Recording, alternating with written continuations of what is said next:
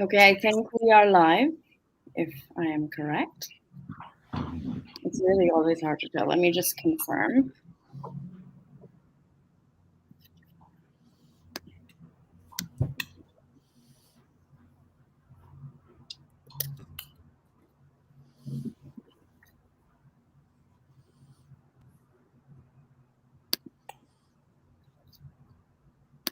Okay, so we're live now. Hello, everyone. My name is KIRAN NAZISH, and I'm the founding director of the Coalition for Women in Journalism.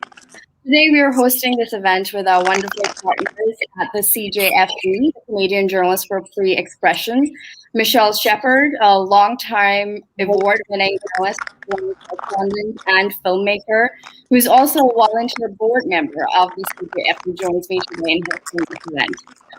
In this book, Michelle will be sharing with you a little bit about what they do.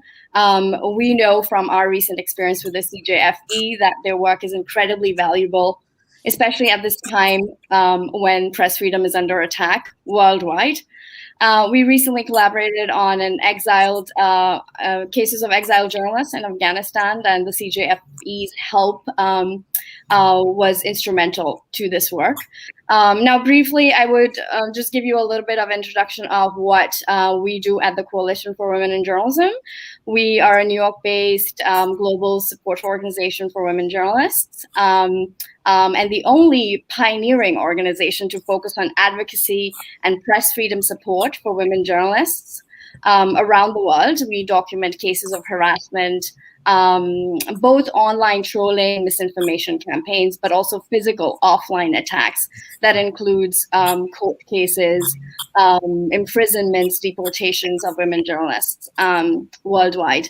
One part of this work, of the support that we do is also to assist women journalists when they are in dire need of help, which includes finding lawyers when the state comes after them, or mental health support when they need that, and more recently, in extreme situations, displacement and helping through the process of exile. In the last year alone, among the numerous support work we do during the pandemic and the lockdown, we have assisted several journalists relocate from cities and countries to find safety. Many of these journalists end up in exile, which is what we're going to talk about today. The challenges that exiled journalists face is something that the CFWIJ is concerned about and want to address. These challenges can be debilitating to journalists and the press freedom at large. Some of the stories we have come across have been deeply worrying for the CFWIJ, and that has been the impetus for today's panel. So today in our conversation with these amazing panelists, you will learn some very important lessons about the unnecessary hardships of exiled life. From my point of view, these insights should be opportunities for us to learn what we can do to make things better. Firstly, in alphabetical order, I would introduce ARZU YILDIZ, an incredible and influential journalist from Turkey who spent her life and career reporting on legal and human rights violations in her country. ARZU has gone through vicious targeting by the state that eventually forced her to leave the country. In fact, the night of the coup, when she was, debilitatingly targeted, which was a threat to her life and her freedom, I was covering the coup the night. It was 15th of July. I believe that those who follow Turkey remember that. Less than 2 days later, she became the #1 journalist. Her name was on top of the list to be targeted under the order of President Erdogan. Her journey of escape, hopping cities in hiding, crossing the sea from Turkey to Greece, and eventually to Canada, is a riveting reflection of the dangers Turkish journalists face for their commitment to journalism. Then our second panelist, SABA EITIZAZ, an unusually badass journalist from Pakistan, former BBC reporter, and my friend, who has spent her life reporting on stories that often no one would or could report, exposing abuses by the state, reporting from the ground from some of the most dangerous places in the country. It took years of censorship, silencing threats and physical danger that SABA faced that led her to leave Pakistan. I remember some of those vividly, the anxiety and the fear, and remember that I myself was often concerned about Saba's safety until she had left. And I also remember the day she sent me a photo from the airplane when she was boarding for Canada. There was a sense of relief. Journalists like SABA EITIZAZ are a resource to host countries like Canada and the US and wherever exiled journalists arrive. Their knowledge and the very work that forces them to exile is a resource to journalism industry. Newsrooms are richer with journalists of SABA's caliber. And these days that happens to be Toronto Star. And now our incredible moderator is a powerhouse, MONA ELTAHAWY, or shall I say the feminist giant, intelligent feminist, award-winning journalist, and an author of the most urgent text we should all read to expand our minds, hearts, fires about feminism, gender, identity. In fact, the new book has just launched, The 7 Necessary Sins for Women and Girls, and I can't wait to get my hands on it. Thank you, Mona, for joining us, and we're so thrilled you'll be guiding this conversation today. And with that, I welcome you all. Let me now hand over to our CJFE colleague and co-host, Michelle Shepherd, who will share some of the remarkable work they are doing for press freedom. So Michelle, over to you, and then you can hand over to Mona. Thank you all. Great, thank you so much for that great introduction, and I'm just delighted to be here alongside the Coalition for Women in Journalism and on behalf of the Canadian Journalists for Free Expression, CJFE. As you heard, my name is Michelle Shepherd. I'm a journalist and filmmaker based here in Toronto, and I'm a CJFE board member. I'm just in awe of these women on this panel and incredibly impressed by their bravery and their perseverance, especially now at a time when journalism is under attack, and especially for journalists who face risks in their home countries or abroad. I'm just going to very, very quickly tell you about what the CJFE does. I know there's a lot of journalism organizations in Canada, and they all seem to have acronyms that involve a C, a J, or an F. So the CJFE actually has quite a long history. We're celebrating our 40th anniversary this year. It was founded in 1981 in response to the large-scale killings and kidnappings of journalists in Latin America. And in the 4 decades since, we've expanded to protect the rights of journalists and free press here in Canada and abroad. We're a nonprofit, non-government organization based in Toronto, and at present, we're all volunteers with a 15-member board of directors. Along with being on the board of CJFE, my role with the organization is to head up the International Affairs Committee and manage a fund which we call the Journalists in Distress Fund, JID. And through, we're not big like some of our US and American counterparts, but through our fundraising, we try to help journalists at their most desperate times through these small grants. And whether that's trying to help them get out of their country where they face risk, or advocate on their behalf, or sometimes just tide them over until they can find safety and work again. We're really proud of this work, and I think for those of us who are journalists on the board, it's really humbling to work with these journalists when we know the risks that they face, and we're just honored to honor them. Really, that's it for me. I just wanted to let you know what the CJFE does. Please feel free to reach out if you have any questions on social media, either through CJFE or me personally. We're always looking for volunteers, and we're just so happy to be part of this panel today. And now I will be quiet so we can hear from these wonderful women. Thanks for joining us. Okay, thank you, Michelle, and thank you, Kiran. Hello, everyone. My name, as you heard, is MONA ELTAHAWY, and my pronouns are she, her, hers. And I begin everything, so I will begin this as well with my declaration of faith, which is fuck the patriarchy, which basically explains to you everything that I do. And but I'm not here to talk about my work. I'm here to hear about the incredible work of 2 brilliant journalists who I'm very excited to be talking with. I will interject every now and then with bits and pieces from my background, but this is going to be a conversation about SABA and ARZU. And before I begin, I want to thank Kiran and the whole team at the Coalition for Women Journalists for the incredible and absolutely vital work that you do, because being a woman journalist and all the things that I've experienced and knowing the things that we will hear from SABA and ARZU, the work that you do, Kiran, and your whole team is just absolutely necessary. So thank you. I'm so glad that something like your coalition exists. And I hope that more and more women journalists around the world know about the incredible work that you do and feel better and feel safer knowing that you are there as their comrades and as their friends in their hours of need. So thank you so much.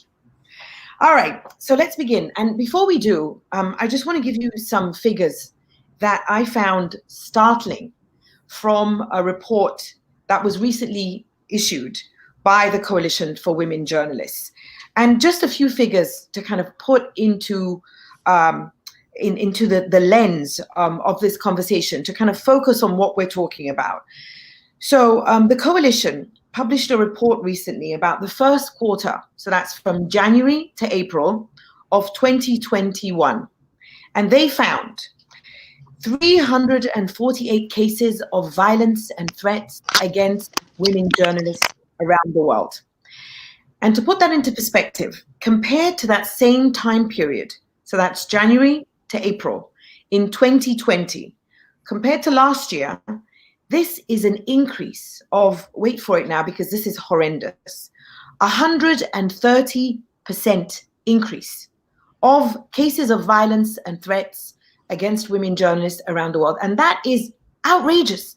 Any threat against journalists around the world is a crime. We are witnessing what is happening in Gaza right now with the Israeli bombardment. We all watched in horror as we saw the video of the building that housed the Associated Press and Al Jazeera flattened by Israeli air raids. And we see horrific reports, including from my country of origin, Egypt, about the targeting of journalists. And none of us will forget, of course, how the most powerful man in the world, Donald Trump, when he was president, would regularly call the media enemies of the people. So that is horrific. But consider this, 130% increase in cases of violence and threats against women. And that will tell you why we are having this absolutely important conversation today with SABA and ARZU. I will be giving you more figures as the conversation goes on, but I just wanted to start with these startling figures so that to give you an idea of how incredibly courageous, and this is a word I will use again and again, the two journalists that I will be speaking with. It's an honor to be speaking with SABA and ARZU today. So I also want to alert everyone that we might be having a few technical difficulties with ARZU. Hopefully she will be able to join us, but we will see as the conversation goes along. But ARZU, we are all eager to hear from you. So here's hoping that everything works as planned. So I will actually start with you, ARZU, just in case your connection drops out. So let's start by hearing from you, ARZU, about your journalism career in Turkey and just kind of the work that you did in Turkey. And let's start with the work that you did in Turkey. Give us an idea about your career and what kind of news you reported before leaving Turkey. Okay. I started the journalism 2003 when I was a student at the university, the journalism department at the same time. First time I reported the individual story, some untold, needs to be untold story. And before I started telling you, thanks you for having me. And I'm sorry about my English, maybe it's not enough to tell everything clearly, but I still keep going to telling and then using my own word. And after that, I started to work with Taraf Daily newspaper. It is a chief editor, Ahmet Altan. It's very well-known journalist and novelist. Maybe you follow him. And I was in Ankara, and I work as a courthouse reporter. And I made a lot of report and files about the corruption and the gun trades and unsolved murderer files, something like that. And I got a trouble when I wrote about Turkish intelligence agencies send the illegal guns to Syria. When the prosecutor catch them, and then they started the investigation about the Turkish intelligence agency and the gun trade. When I wrote it, they took my custody on my children, and then they give me 20 months sentence, the prison sentence, and then they started to fight with me. After July 15, 2 days later, I just followed the news, what's going on in Turkey. And then they started to arrested the soldiers and some civilian person. They work for the government. And then I watched the Anadolu Agency, it is a governmental agency. They tortured against them. I couldn't believe it, you know. And then I take a picture when the soldier was tortured by the government or the police officer. I say, you cannot do that. This is the crime against the humanity. And then police came to my house. It is just a humanitarian reflection, you know. And then that time I have 2 daughters, one of them 7 months, other one is 7 years old. I decided to go to court to ask them what's going wrong. I say, nothing wrong, you know. I just remind them, this is the rule of law, and everywhere you cannot torture anyone. And I understand their purpose is different. And I started to live underground life with my 2 kids, 5 months. Yeah, and the journalist hunting started with me. I am the top of the list, you know. Right. Well, thank you, Arzu. I made them scared because, you know, I was a very good court reporter. And then I know what is the rule of law, maybe better than the prosecutor or judge, because I study very hard at the same time. Yes. Well, thank you for sharing part of your story, Arzu. I think it's a reminder that, you know, as I was saying in my brief introduction, that journalists are targeted and in too many places. But when it comes to women journalists, you know, as your story clearly shows, it's a double targeting, because you're being targeted as a journalist, you're being targeted as a woman, and in your case as well, you're being targeted as a mother. So the levels of threats that women journalists around the world feel and are subjected to are exactly why we're having this conversation. And I want to bring you in here, Saba. You know, I will ask, I have many more questions for Arzu, obviously, but I also wanted to give our viewers just an idea of the kind of work that you did in Pakistan, and a few kind of reminders of the threats that you were subjected to. And you don't have to say everything now because our conversation will continue. But if you could give us an idea of the kind of work that you did in Pakistan that had you targeted. Right. Thank you so much, Mona. First of all, I just want to say I'm very honored to be sharing this panel with all of you amazing women, and Arzu's story is just, it really speaks to the levels of threats, like you said, that women journalists are particularly exposed to. So my journey to here, basically exile, is sort of a build-up process. And I read an article recently by you, Mona, and you mentioned that you were traumatized into your feminism. So I would say I was sort of traumatized into my exile. And just a disclaimer for everybody, this is probably the first time I'm talking about my experience to a broad audience. I'm still finding the words to talk about this. It can be very painful, and I haven't even allowed myself to think about some of these things. So I might get a bit emotional or robotic or find some difficulty expressing myself. So first of all, I just want to paint a picture of just what kind of landscape we operate under in Pakistan, where decades of military interference and in the democratic process, oppression and censorship have made it a very murky and dangerous ground for reporting. And press freedom can go either way there. It can bend to the will of the military establishment or the current regime, which is often interchangeable. And Kiran mentioned lists, and ARZU talked about lists, and you can end up on one of those lists with a single story, a broadcast, or even a tweet, which means surveillance, intimidation tactics, and enforced abductions sometimes, which intelligence agencies are accused of doing to silence journalists and activists.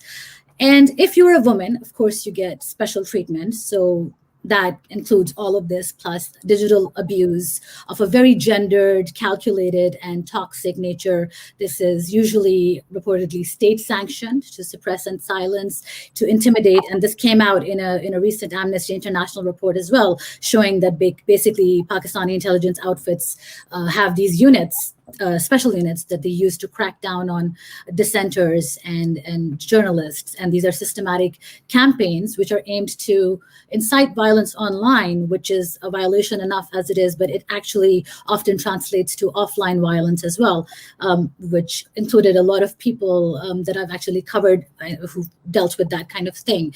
So when I first started covering human rights abuses in Balochistan, this is a province in Pakistan which is considered a no-go area, and it's very hard to access. It's controlled essentially by the military. They're engaged in conflict with the separatist movement. And there are a lot of terrible stories still untold of human rights abuses there, particularly the enforced disappearances that I was mentioning. And nobody touches these stories for fear of retribution and what can happen. And when I started working on these stories, I had no idea. Like, I had heard these stories, but then when I saw it's building up in my case, it started off with just getting instructions from military officials about what I could or could not cover. I was told that if I didn't toe a line, I would be considered a threat. During this time, I was dealing with constant digital and actual surveillance as a result of the reporting I was doing. One time, my car was ambushed and it was shot at by people in broad daylight who didn't bother to hide their faces or their identities. I wasn't in the car at the time. My driver barely managed to escape. Another time I was in Quetta in Balochistan, and you often get a lot of intelligence officials in the guise of friendly, contacts and advising women, obviously. So he gave me some friendly advice. He gave me a friendly reminder, actually, about New York Times journalist Carlotta Gall, who was punched in the face in her hotel room around this time, and she was reporting in the same area. And he basically said, she's this white foreign journalist. If it can happen to her, it can happen to you. And you understand, it's all friendly advice.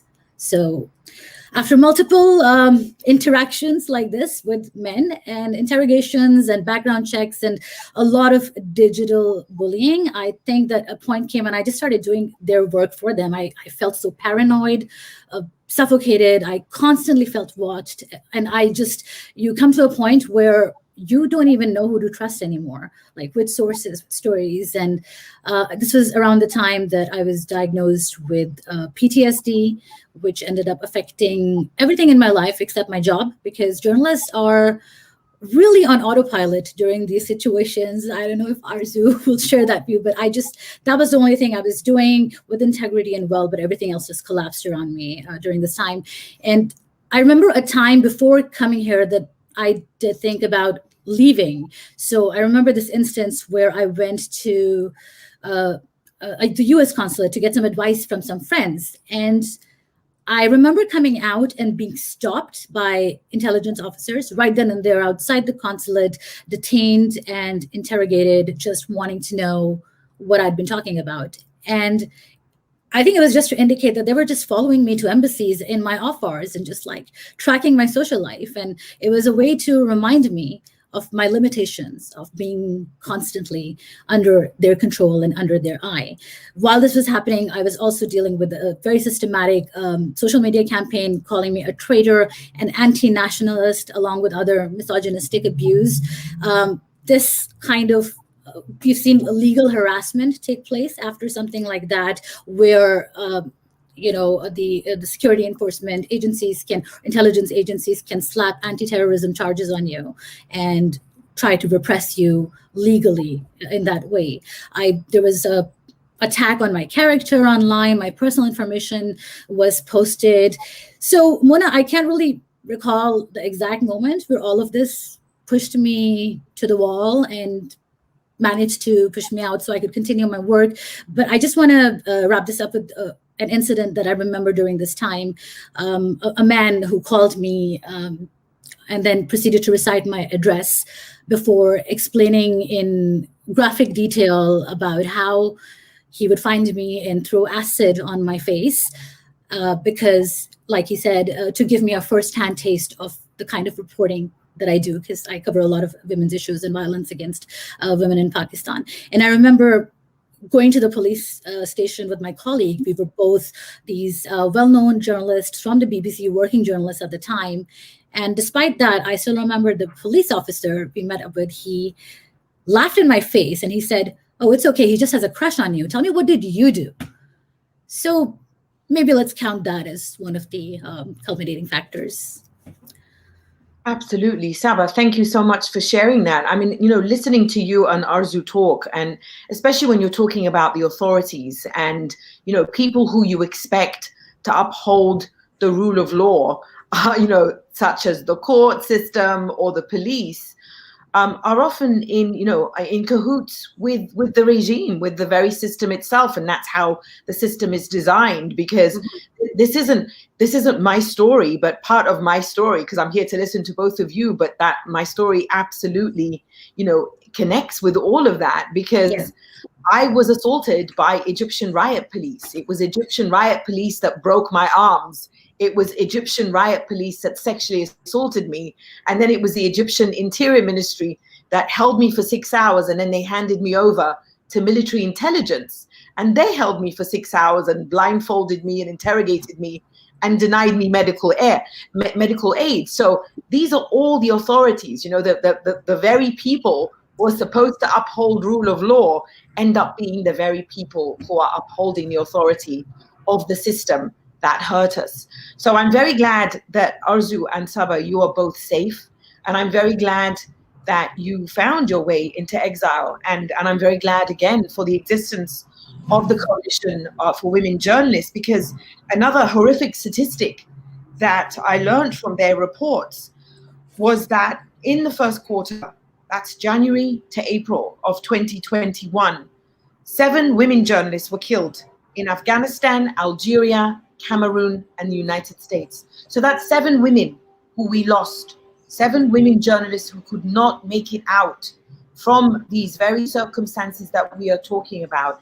And too many women journalists are attacked, too many women journalists are silenced, too many women journalists are told this is just friendly advice, and too many women journalists are either sent away or assaulted by the very people they think are going to uphold the rule of law and uphold their right to report the news that we all have a right to hear. So again, I thank you, Saba and ARZU, for sharing your stories. And I would like to take the conversation now to Canada, where you are both living. And I want to ask you, ARZU, about what happened when you moved to Canada, because I can only imagine the difficulties of, settling into a new place, let alone the challenges of finding work that you can put your expertise into in that new place. So give us an idea of the kind of challenges that you face now in your new home, ARZU. When I came to Canada 2004 November and 2016, and at that time I didn't know any word in English, and I didn't know anyone. So I had no idea where should I start to finding a job and learning a language, bringing my daughters, a lot of things to do, and then a lot of problems I had. I had to fight for everything, and then finding a solution for everything as well, and the other stuff. they wanted to be grateful refugee, but I never been that kind of person, because I don't recognize the borders. Borders created by the government or states, not the human, I don't have to do that. And then they accept my claim after 2 months later, but no one cares about my situation, I try to talk with everyone, and I try to tell them, I want to bring my daughters. She just 7 months. She just a baby, I went to parliament and meet the foreign ministry. And I also talked with some journalism associations. I wrote a letter Justin Trudeau, but there was no solution about my situation. Politicians always like to make a shows, you never see them in the real life. But I had a patient for the first time. I couldn't find a job and I had no money. I went to village for kill myself, and then I am thinking about instead of my daughters, how they think about if I do that. If my mom preferred to kill herself, how I was feeling, and I decided to fight for them. And finally, I got them 3.5 years later. But I know lots of journalists in Canada. They are writers in exile, like us. But their situation is the same with us. Maybe better than with us, because no one cares, including the journalist. Because all the story needs to be told. And then these journalists pay a cost for the freedom of speech. They wrote a story, they made a story, their own story, you know what I mean? Now, before, journalism is a passion for me. Now, it's just an experience. That's it. Doesn't make any sense for, I want to be right how I feel, what I saw on the border, something like that. And then I'm not living in this world. Oh, there you are. I was worried we'd lost you. It's still in the border, Hi, Arzu, can you hear me? It is not easy to survive. Yes.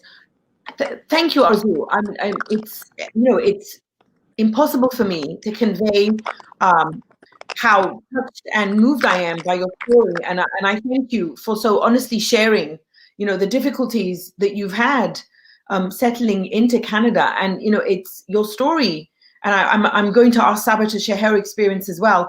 Is a reminder of just what an incredibly talented expert you are, who has a passion for journalism, but your expertise and your talent and your passion is not appreciated in this new environment that you live in now. And it's a reminder of just how many talented people there are, like you said, who traverse these borders that should not exist and whose expertise goes to waste. And yours is such a powerful reminder of that, Arzu. And so I'm really grateful that you've shared your time and shared these painful experiences with us, because I'm sure that Saba has her own to share here as a reminder of just how difficult it is, let alone surviving the threats and the danger and the violence, and then having to create a new space for yourself and having to find work in which you can put your passion. Saba, I'm sure you have many stories that Arzu could identify with. Could you share a few with us about what it was like for you when you settled, as you were settling into Canada? Yes, and I do want to mention, thank you so much, Arzu, for sharing your story, because it gives me a lot of understanding of the various nuances that are at play here when you go into exile. It's hard to settle in with your family, and I know that journalists with families back home often get threatened, or the family is used to get to silence them. And in a way, the things that kind of made me a sitting duck back home, which were that I'm an only child, I'm an orphan, I don't really have a family. I've always been like the rebel of whatever remaining family there was, because I also challenged the patriarchy in my little way. And that sitting duck thing, being alone in Pakistan and making me an open target, actually gives me a little bit of space over here to try and process what I went through, and to try and try to get back into this career, into mainstream media. But I want to say it's funny how your sense of safe changes as you go through your exile experience. When I was accepted as a protected person and then a resident in Canada, I want to go back to my first Immigration and Refugee Board hearing. It's the IRB hearing. It's a complicated, harrowing process. Mine actually went by comparatively fast. It was easy, but I do remember that we were both standing there in that courtroom, boardroom, whatever it is, me and my lawyer. And she is this amazing person who's literally, she was about to have a baby in 2 days at that time, but she wanted to be there to advocate for me. And as a board member tells me I'm now a protected person in Canada, I remember we were both crying, like we're bawling our eyes out. And, there's this very pregnant lawyer and this journalist, and they're just like, crying. And the board member, after reading his judgment, just practically sprinted from that room. But I remember thinking at that time, oh, okay, I'm safe now. Little did I know that the journey to safe had actually just started, because being safe is also about belonging, about stability in your adopted country, and frankly, about paying the bills and keeping a roof over your head. And I struggled with that. I want to talk to you a little bit about some of the challenges, and obviously everyone's experience varies, but I'd like to know if ARZU felt or can find something to relate to in this. When you first arrive here, there's the trauma of displacement. So I imagine that the experience of migration itself is one of the hardest things that someone has to do in their life. And imagine trying to do that with the PTSD or the trauma that we carry from whatever pushed us out of our countries to find safety. And initially, I used to feel so much cognitive dissonance, simultaneously fighting for survival and stability in this new country while reliving the trauma of what happened. And that came across in my interactions, but I just didn't have the words to voice my story at that time.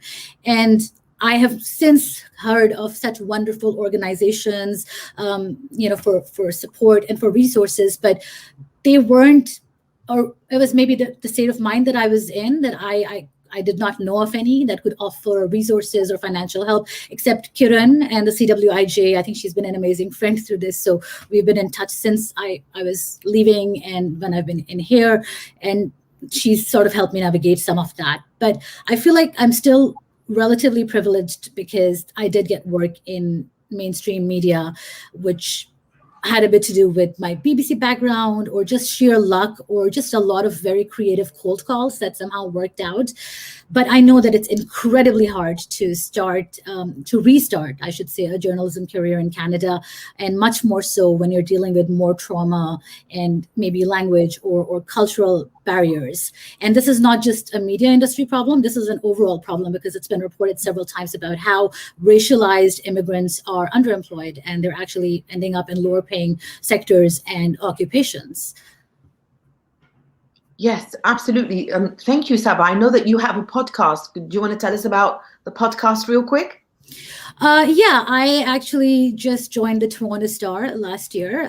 I had quite a long journey to get here, which we will talk about. It's the Toronto Star's flagship news podcast, and I'm very happy to be able to be given that space to find my visibility and my voice in mainstream journalism.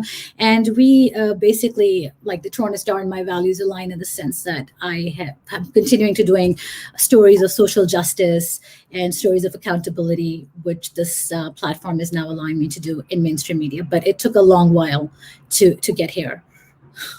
I bet. Well, I urge everyone to check out your podcast, and I look forward to also checking it out myself. Yes, it's called This Matters. I think I got too excited. I was just about to ask you, what's it called? Because I was going to go Google you. No, excellent. Very good. Well, you're absolutely right when you're saying about, the challenges that come with any kind of movement and migration. I moved to the US in 2000 because I got married. So it wasn't for to go into exile. But I just remember just how difficult it was for me, under the relatively, peaceful and not traumatic circumstances that triggered my move to the US. And just how discombobulating it was, because I was a news reporter, in Egypt, and I'd lived in Jerusalem as well, where I did news reporting for Reuters. Yeah. And it was just, I couldn't find the kind of work in which, my expertise could go in, and it was just such time. So, there's a siren in the background somewhere, but that's me. I'm sorry. I live right downtown. It's a pandemic. We have to live with this out. I hope everyone's okay. We send healing wishes to whoever is in the ambulance, and we hope that they are okay. So, in recognition of that, it's much, much harder when you're moving, of course, as you said, Saba, with PTSD, and as you said, Arzu, with language, with children, with all of those difficulties. Now that you are, a few years into it, Arzu, are there certain things that you think you wish you had known or had been in place at the time? Are there things that you could share with us now that could help, future women journalists who are about to make this journey into exile, that could make their life in their new country easier than yours was at the beginning when you first moved to Canada? Okay. I was in that situation, but I couldn't believe a lot of things I did at the same time, because I believe it is not about the job, it is about your character. The government or the people make you try to make you be silenced against their crimes, but it is about the personality. I cannot stop when I cannot watch if something is going wrong. And I published 4 books also. Now I finished one of them as well, and I started to work with the James Clingham, is the Canadian director. We will work on a documentary about the journalism, the name of the Cost of Freedom, refugee journalists in Canada, because we try to tell the other journalists all around the world, their problems. And also I am working with the Writers in Exile group. We lost our leader, Erin Bright, a couple of days ago from COVID-19. It was a very sad story also. We wrote a book together. We share our experience, 10 journalists from 10 different countries. We put our stories together and then cover a book. I think this is about a little bit personality and the other stuff in our country, Pakistan, Turkey, or Egypt, Iraq, never mind, all the Middle East country. Canada is the multicultural country. It's like a small world. There's a lot of freedom and democracy in here, but they have a small world also inside themselves, because they think if we came from Turkey, Pakistan, or somewhere else from the Middle East, the problem is the normal for them, but not normal, We have a right as much as them. We have a right as much as how the others have it, We just wanted having a democracy. If they show us the solidarity, we can achieve this easily. And I think you never stop yourself. If you stop yourself, you can lose your life also. People back home, when we wrote the true story, they have no argument against me to use them, They started to check you on your gender with a simple sentence. Oh, you are bitch, saying this very simple. This is like a label.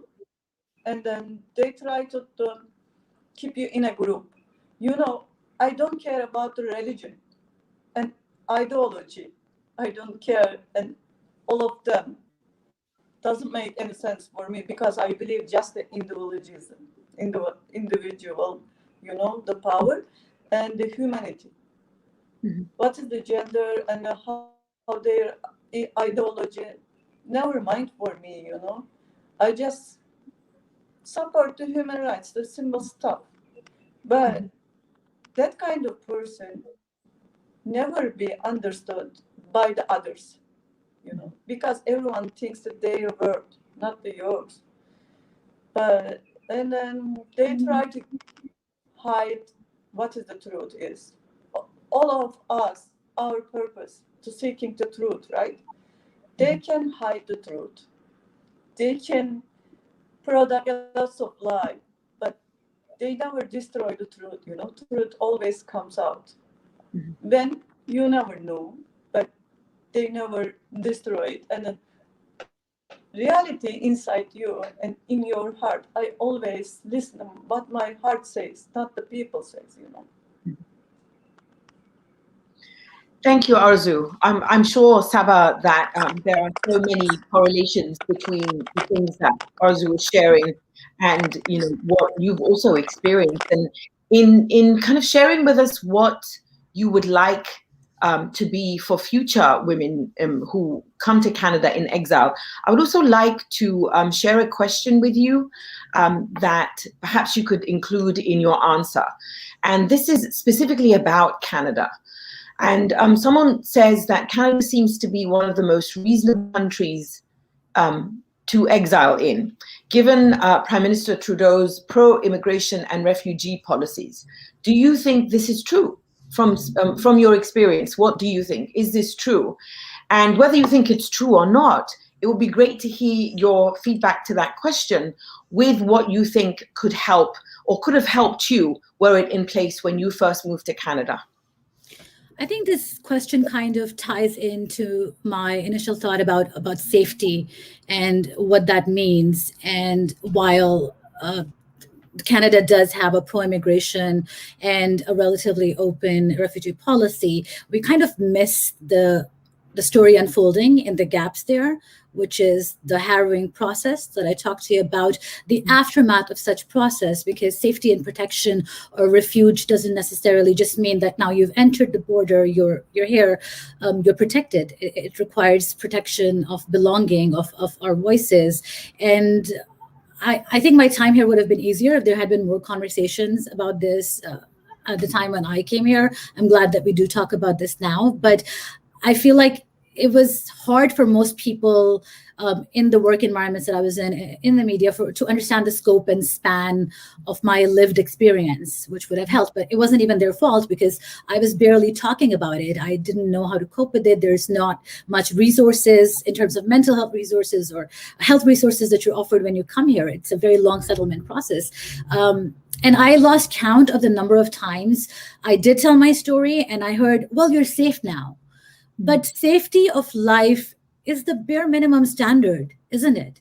Mm-hmm. Safety comes with being included, being valued and supported, and being seen for your work and your achievements, and not dehumanized or objectified by your exile or your immigration or your refugee experience. And I think that all racialized journalists are struggling against different kinds of discrimination in the industry, but there are different nuances and degrees to that discrimination, which might be different for a relative newcomer like me, for instance. And I feel like I hear less about stories like mine in that conversation, and I would like to see that. Yeah, thank you, Saba. And I think, this kind of dovetails nicely with this final question that I'm going to put to both you and Arzu. So if Arzu is still there, yes. And you can think about this while Arzu is responding to this question, Saba. So Arzu, we have a question about how to deal with trauma in exile. So it's the difficulties of language and, and feeling safe, as we've talked about. How have you dealt with trauma in exile, Arzu? I believe there's always a way if you want to find it, you know. No one knocked to your door. You should be open your door and to finding an opportunity and to show them yourself, you know. We have an experience and then we have our own stories. All of my college, all of the writers in exile, you know, I know the two couple, they came from the Venezuela. Both of them amazing journalists. I learned a lot of things from them. I read a lot of books about the Venezuela, but I understand when I have a conversation with them, all of them lie. They tell me truth, you know. We have very good network in Canada, a lot of writers in exile and the journalists in exile and here. I think that we have give them a space to tell their stories and their country's stories. For example, a couple of months ago, maybe Saba knows, Kerma Balok found with a dead body in here, but I didn't see a lot of news about her. I was curious what's happened, you know, but no following case. Um, in back home, if something happened, we follow the that case when the finish, you know, when we find the result. Fight for the solution or what is the end of the story. Still, the Kerma Balog story is open, you know. We didn't know what's happened. This is just an example. And I am started working with the New Canadian Media. Thanks them, you know, they give me a mentor because of the language barrier is very difficult, especially in the journalism, because it depends on the writing. If you didn't know the language, how to write, you know, and then how you tell the truth in a correct way. They found a way, I found a way. Now we have the solidarity and we have powerful than before. And the support of women journalists is very important, I think that, because when I decided to escape from my country, I not just protect or save my freedom. I also try to protect my body against the raping, you know. This is the other problem. They don't care who you are. In the mentality, if you are a woman, the police officer try to rape you. This is the reality. How I forget that kind of experience. I scared of these things more than losing my freedom. Because it's unforgettable. They keep you in a prison, but you'll never be a prisoner if you are a writer. You can live with your dreams, you know, your imagine like that. Thank you for this amazing conversation and the opportunity. It's very honored to be meet with you also, Seba, you know.